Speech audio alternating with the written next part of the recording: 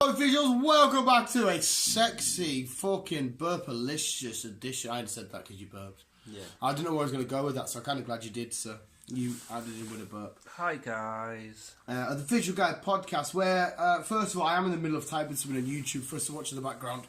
But Chris brought up something I was already going to brought up anyway, which was my penis. Haha, jokes. No, it's James Gunn. What a transition. James Gunn coming back as Guardians of the Galaxy Volume 3 director. He was also directing and writing Suicide Squad 2 / the reboot. He's doing this and then he's doing Guardians. So he's on both sides, and it's pure weird because the timing of it all is a bit crazy. Because do you know how much DC are trolling Captain Marvel with the Captain Marvel film, as in the Shazam film?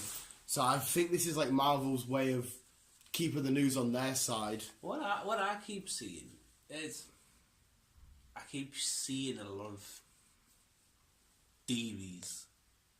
A lot of what? Theories. Oh, theories. Yeah, and what's going to happen in Endgame? Who's going to die in Endgame? Who's going to survive in Endgame? I'm quite literally, that's what I was going to put on the background for us to talk about. That's what I keep seeing a lot of. And I am looking forward to the film, but I'm sick of seeing this person going to die. I know this person going to die. I know this person going to die. Oh, is this person going to live? Is this person going to die? Do you know what that's a side effect of?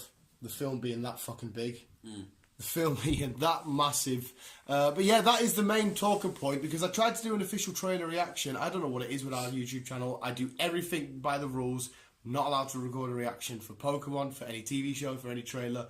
I've done reactions in the past, got away with it, but now they won't let us. I don't know why. So I just thought I'd stick the trailer on the background. We can go through it together.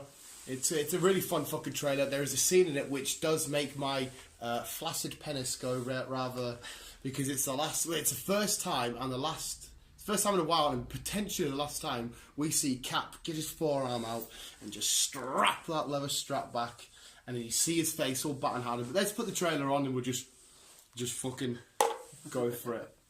This is a mint little intro because it's the three main lot. Because the Russo brothers said we're going to focus on the 6 main Avengers, but it's the 3 main lot who have their own individual trilogies inside of the MCU. Yeah. And just attention to detail, just the red, it's obviously, which is kind of like warning, danger. There's the Benatar, which everyone keeps calling the Milano. I don't know why. The Milano was destroyed. Star-Lord ship. Captain America! It was dead emotional the way this was coming up. I thought, oh, this is beautiful. It's sick how bleak and scary New York is there. Mm-hmm. There's Hawkeye. I'll pause it there because I don't know where they're going to go with the future of the films. But there is obviously a girl Hawkeye currently in comics, so whether that means she's going to take over in these and we're going to have Hawkeye die. Well, he does have a daughter, doesn't he?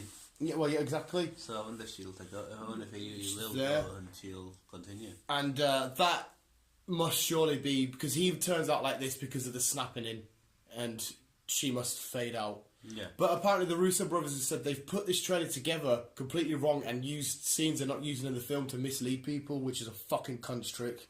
It is, but it's like I said to you, it's kind of like jumping to like, well, this person's not in the film, and obviously this person's going to die off. This person is in the film, this person must die. It's like there's too many ifs and buts and theories. It's like, just shut the fuck up, just wait till the film comes out. It's too fun to talk about though.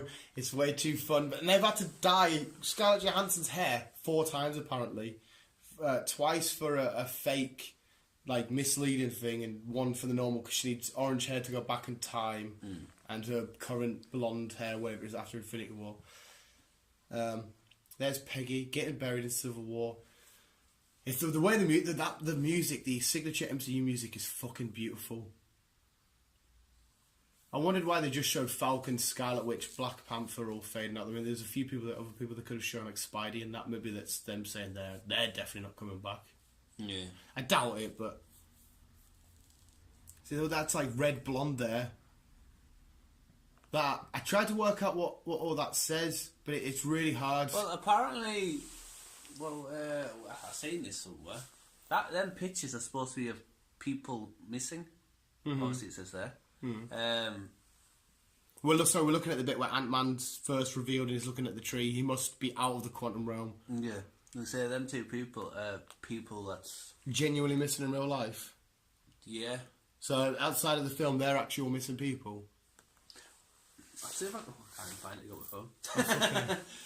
I'll see if I can find it for next week's podcast. But them two people are like, I'm sorry, I don't think they're missing outside the film. There's something inside, they're to do with the film. Something to do with the film. Well, I'm trying to work. You've got it looks like a youngish sort of teenager-y, and then on the right, I would guess he looks bold. He looks like he's in maybe potentially old like army, like an army guy outside of the army. A $5,000 reward for Tony P. Henderson. Does that say Henderson? Whatever. But I'm assuming Ant-Man gets out of the quantum realm, and then he's back to normal. He's like, all right, so what's the fuck's going on here? That's London. Well, no, it's not London. It's New York City. There's Ronan, aka Hawkeye, and Black Widow together. Fuck man, that is a fucking sick shot. See that scene there? That looks like Tony's Cap's mouth is saying a different word to what he's actually saying. It looked a bit edited over, so that made me wonder if it's one of the scenes that's misleading. I don't know. Everyone's gone about his Hawkeye's haircut, how the snap happened, and it was just his sideways went. Nebula, who's supposed to be a huge role in this. Are you ready, Chris? Are you ready? The way that gun tilts up with the music is fucking mint.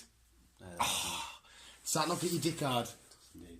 Fucking mint, isn't it? The way he just straps on and he looks and he's fucking ready to go. And then a new theory, which you talk about sick of. Apparently, there's someone saying that's not the real Tony Stark. I don't know how it can't be. Well, that's you don't really know, because I've also read that the reason why the new Spider-Man doesn't take his... This is fucking clear. The reason why Spider-Man, obviously the new Spider-Man film, he doesn't want to take his outfit with him. Yeah. It's because it reminds him of Tony Stark not being there. Yeah. So is that a saying that Tony Stark is dead? He's dead, yeah. We don't know. Hey, I would agree with that. I've heard that theory as well, and I would completely agree with that. It's a bit too... But it does end up in his briefcase anyhow. Without going too far into Spider-Man, because we've only got a little bit of information on that film. The Lego sets for that have been released, in fact, to be honest. Where he gets his black/stealth suit. Is that a present from Nick Fury? Is it a present from S.H.I.E.L.D.? What I mean. Is it a present? You see more of Nick in it than Tony. Yeah. So Nick kind of like took him under his wing, saying, "Look, I'm going to look after you now," because obviously Spider-Man's still a youngish kid. He's had the traumatic.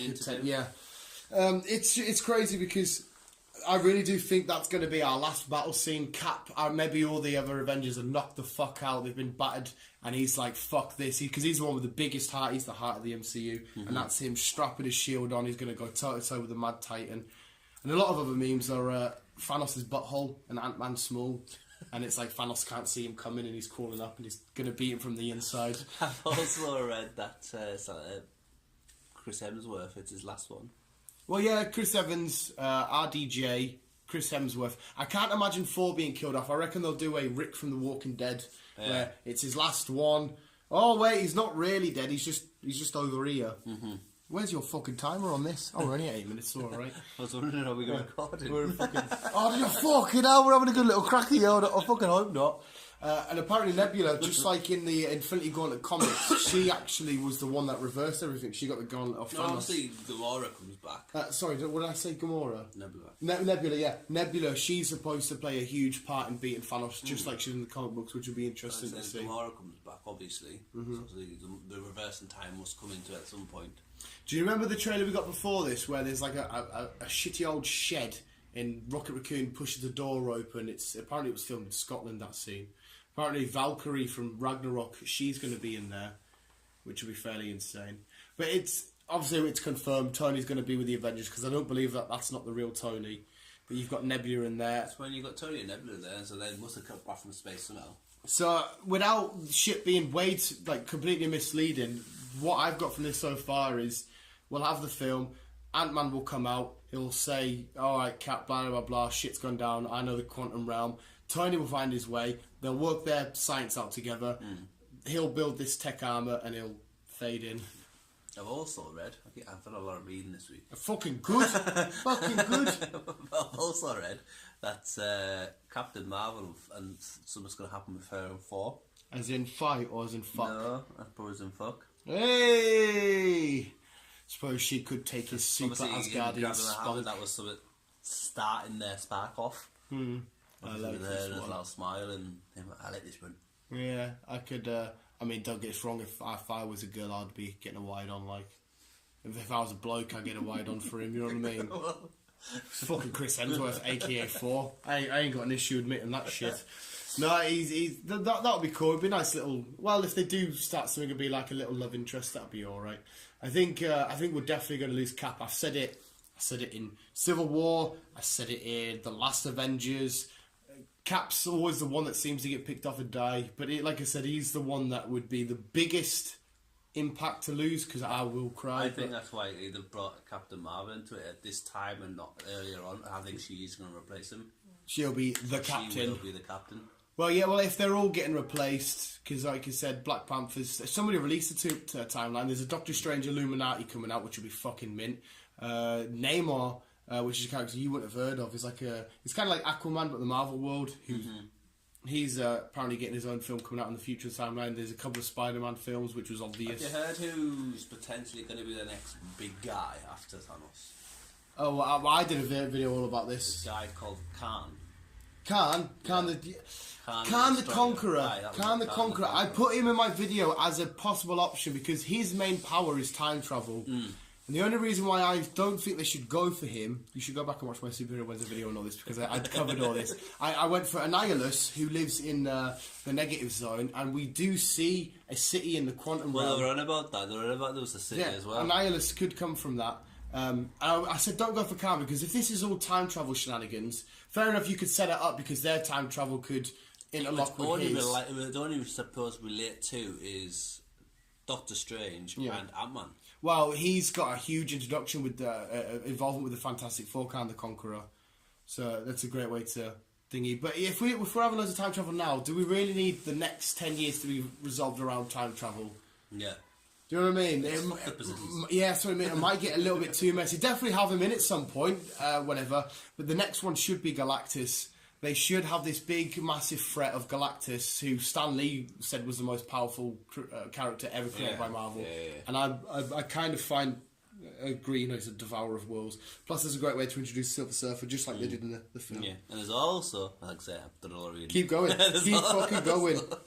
There's rumours where if you Googled the famous movie of Hugh Jackman, Endgame pops up for him. Endgame pops up for him. So apparently this rumour is going to make a 5-second, if that, appearance at the end of Endgame.